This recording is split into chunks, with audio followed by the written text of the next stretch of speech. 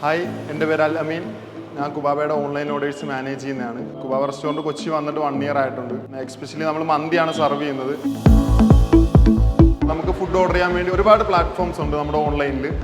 പക്ഷേ എല്ലാ പ്ലാറ്റ്ഫോംസിലും അവരുടേതായ കമ്മീഷൻ കഴിഞ്ഞിട്ടാണ് നമുക്ക് ഫുഡ് എത്തത്തുള്ളൂ. ഫോപ്സ് എന്നൊരു പ്ലാറ്റ്ഫോം നമുക്ക് വന്നതിന് ശേഷം കസ്റ്റമേഴ്സിന് എക്സ്ട്രാ പേയ്മെൻറ്റ് വരുന്നില്ല. നമ്മുടെ റെസ്റ്റോറൻറ്റ് എമൗണ്ടിൽ തന്നെ നമുക്ക് ഫുഡ് കൊടുക്കാൻ പറ്റുന്നുണ്ട്.